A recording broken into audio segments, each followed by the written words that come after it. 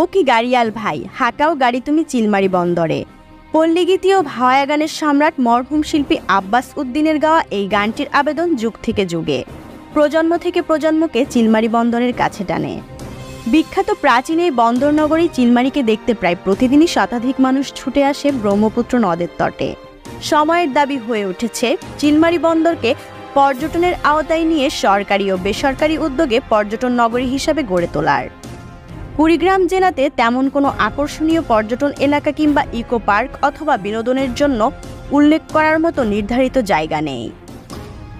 তাই কুড়িগ্রাম সদর থেকে শুরু করে লালমনিরহাট ও রংপুর সহ বিভিন্ন এলাকার মানুষ ব্রহ্মপুত্র নদের তীরে গড়ে ওঠা প্রাচীন নৌবন্দর চিলমারিতেই ঘুরতে আসে।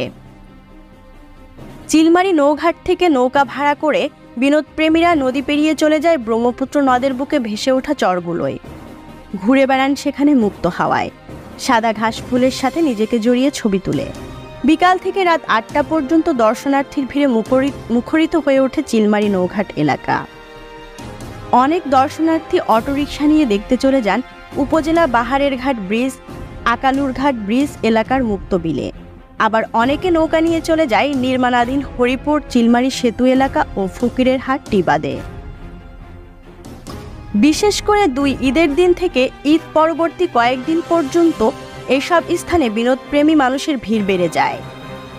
উপজেলার কোথাও কোনো বিনোদ পার্ক না থাকায় ঈদের ছুটিতে ব্রহ্মপুত্র নদের তীরে ঘেঁষে ফকিরের হাট এলাকা থেকে জোড়াগাছ বাজার এলাকা পর্যন্ত সরকারি কিংবা ব্যক্তিগত উদ্যোগে এইসব এলাকায় বিনোদ পার্ক কিংবা বসার স্থান করা হলে শুধু স্থানীয়রাই নয়, বাহির থেকে দর্শনার্থী চলে আসবে গাড়িয়াল বন্ধুর টানে এই চিলমারিতে।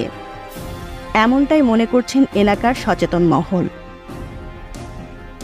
গেল দুই ঈদের দিন বিকালে সরেজমিন বাহারের ঘাট এলাকায় দেখা যায় ব্রিজের সামনে বিলের রাস্তা ধরে প্রায় ১ কিলোমিটার এলাকায় তিল ধারণার জায়গা নেই।